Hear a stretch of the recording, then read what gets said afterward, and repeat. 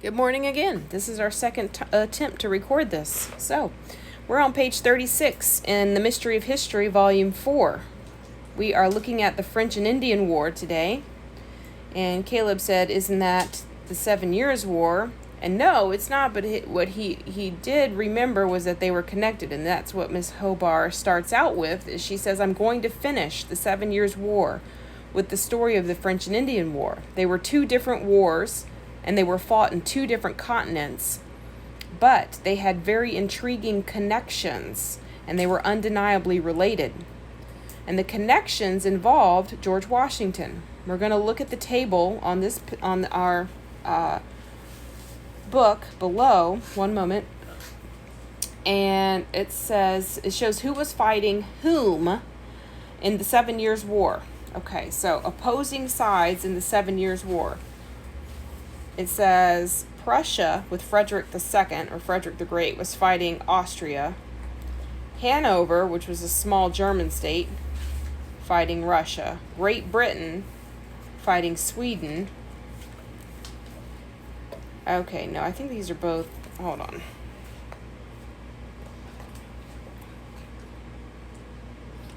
Isn't that like all the people against those people? Yeah, I think that Frederick the Great was battling each other. I think this is all one side. So hold on, let me just read and just make sure, because I don't want to say it if that's not true. Let's see. Great Britain is on one side and France is on the other. So on one side we have Prussia with Frederick the Great, Hanover, a small German state, and Great Britain. So Great Britain, Hanover, and Prussia all on one side. On the other side we have Austria led by Maria Theresa. We have Austria, Russia, Sweden, Saxony, France, India, and Spain. I would love it if there were a picture. But this is a picture of the French and Indian War. But this is the 7 Years' War happening over in Europe.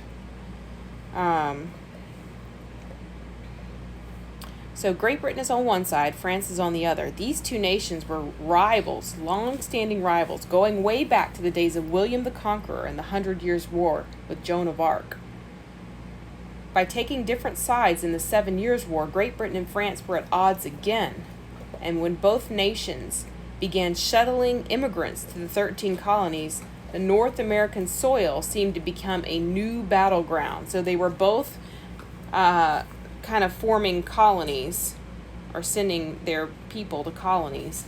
And so this became, the 13 colonies area becomes a new battleground for the 7 Years' War. In the New World, the French had previously established a fur trade in Canada. The fur trade went back as far as 1534. It was started by Jacques Cartier and grew under Samuel de Champlain around 1608. Do you know what else was going on in 1608? The English were building Jamestown under John Smith. So, a bitter race was on between France and Great Britain to settle North America. And the Americans were caught in the middle of it. In 100 years' time, so in 100 years, both the British and the French wanted to expand west of the 13 colonies. So here are the 13 colonies right here. Both France and Britain wanted to go west. They wanted to get into this purple area. Do they fight over it? We'll see. They wanted to go beyond the woods and rivers of the Appalachian Mountains. Here are the Appalachian Mountains right here. We've been to the Appalachian Mountains in North Carolina before. Yeah. Yes. Wasn't that? The British, whose population in the colonies had grown to more than 1 million, they wanted to spread out and create more farms. The French wanted to build more trade routes. So they had two different goals. The British wanted more farms. The French wanted more trade routes. The routes were needed to move goods from Canada to Louisiana. We just looked at Louisiana. Louisiana's down here. So they wanted more trade routes to go from here. Caleb? The French wanted more trade routes they wanted to get from here way down here. It doesn't look like that long of a distance, but keep in mind, it takes us 8 hours to go from here to here in a car going 65 miles an hour. They did not have cars. they had trains. Did they? They did not have trains. They had boats to try to get down these rivers. They had wagons. They had horses. The train definitely wasn't here yet. I don't know if there was a train. When was the locomotive I think invented? it was late 1700s. Yeah, we're not quite there yet, I don't think. The routes were needed to, okay, we said, and so both of these were French territory, both Canada and Louisiana. The French had previously made claim to regions surrounding the Mississippi River and the St. Lawrence River. So here's the Mississippi River. Mississippi River is very long. Caleb, I need you to be looking at this, please. Okay.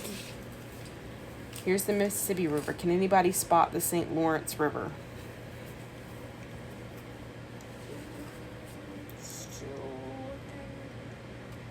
St. Lawrence? No, that's a lake. That's Lake Superior. Ooh. Those are the Great Lakes. I don't think it's marked. There's a river. I don't see a marking on here. What are those little black stripes on here? Those are the outlines of the states today. No, those little black. Okay, so we look on the map key, and that says those little markings means British territory that the British got under the Treaty of Paris. This part is just French territory, so that's the French territory. This is all British that they got under the Treaty of Paris. I think this color is supposed to be this color. This is British, and this is Spanish. Okay, let's read a little bit more. Can you see the conflict brewing between the British and the French? These old enemies wanted the same land for different reasons. The British wanted to call the land home, and the French wanted land for profit. They wanted to use it to make money with their trading. 4 different wars. Wow. 4 different wars would erupt over the same issue. The King William's War in 1689. Queen Anne's War, 1702. King George's War in 1744. And the one today we're looking at, which is the French and Indian War in 1754. The reason the last one is called the French and Indian War is that most Indians, meaning the Native Americans, got on the side with the French against the British, except for the Iroquois. Most Indians sided with the French because generally the French treated them better, and they were including them in their fur trade. In fact, The Last of the Mohicans is a classic historical novel that shows how the Native Americans were caught in this conflict between the British and the French. But getting back to the problem, there were tensions mounting in North America when the French started building more forts near the Great Lakes. So up here, they were building more forts up here. And into the Ohio River Valley. Here's the Ohio River, so I imagine the Ohio River Valley is somewhere around there. That's Ohio. Yes. I'm feeling now. Just kidding. So they established Fort Niagara near Niagara Falls, Fort Detroit, where Detroit, Michigan is today, and Fort Duquesne, located at the mouth of the Ohio River, and in an area that the British claimed was already theirs. The Ohio River starts in Pittsburgh, Pennsylvania. It carves the northern jagged borders of the West Virginia and Kentucky and spills into the Mississippi River. So here, it said it starts in Pittsburgh, Pennsylvania. So here's Pittsburgh, Pennsylvania area. Okay, right there is the mouth of the Ohio River. It carves its way down here, around here. Here's still the Ohio River. Ohio River spills into the Mississippi River. Right there. That's a lot of the Ohio River. It is a long part. The Ohio River and the valleys surrounding it were critical for the French to connect the Great Lakes to the Mississippi River. So they said the Ohio River was critical to connect this to this. Okay, we're going to stop there because that was not a lot of reading, but a whole bunch of information. I don't like to cover so much of information and then just keep going. I like for it to kind of sit. Me too. And we can come back and kind of remind ourselves what we said. So we're going to stop there. We're on page 38. We'll see you tomorrow.